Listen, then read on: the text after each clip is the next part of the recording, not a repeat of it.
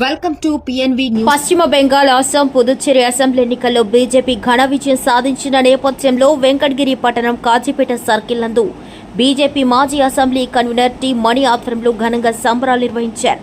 BJP మాజీ assembly convener T మణి మాట్లాడుతూ BJP సిద్ధాంతాలపై ప్రజలు నమ్మకం ఉంచడం, కార్యకర్తలు అహర్నిశలు శ్రమించడం వల్లనే 3 రాష్ట్రాల్లో పార్టీ ఘన విజయం సాధించిందన్నారు.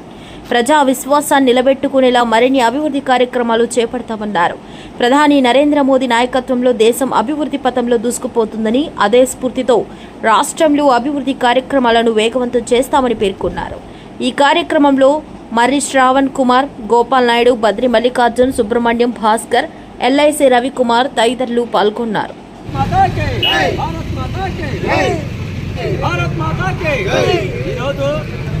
ఐదు రాష్ట్రాల అసెంబ్లీ ఎన్నికలు కాదు, 3 రాష్ట్రాల్లో భారతీయ జనతా పార్టీ దిగ్విజయంగా విజయం సాధించింది. అందులో మొదటిది పశ్చిమ బెంగాల్, అస్సాము, పుదుచ్చేరి. ఈ 3 రాష్ట్రాల్లో కూడా భారతీయ జనతా పార్టీ విజయకేతం ఎగరేసింది.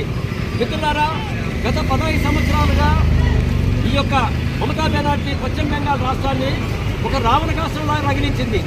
ఈనాడు దానికి చర్మగీతం పాడుతూ హిందువులందరూ కూడా ఒక చైతన్యవంతమయ్యారు. ఇది హిందూ ప్రపంచం అని చెప్పాలా.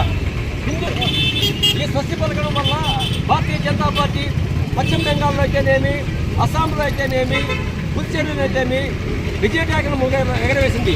మిత్రులారా, రాబోయే రోజుల్లో కూడా ప్రతి రాష్ట్రంలోనూ, ప్రతి అసెంబ్లీలోనూ ఈ విధంగా హిందూ చైతన్యం రావాలా. హిందూ చైతన్యం రాస్తే ఈ దేశం బాగుపడదు.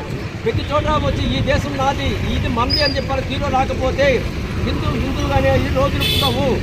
ఈ రోజు దారుణమైన పరిస్థితి రాష్ట్రంలో చూస్తున్నాం. మనం ఎక్కడ చూసినా హిందూ వ్యతిరేకత, హిందూ మతాన్ని ఒక తప్పుడుగా చేసి సనాతన ధర్మాన్ని చెదలపట్టేలా మాట్లాడుతూ ఈ విధంగా రాష్ట్రాన్ని నాశనం చేస్తున్నారు. మిత్రులారా, గమనించాలి, ప్రతి ఒక్కరు కూడా భారతీయ జనతా పార్టీని ఆదరించండి, భారతీయ జనతా పార్టీ గౌరవించండి. జై భారత్.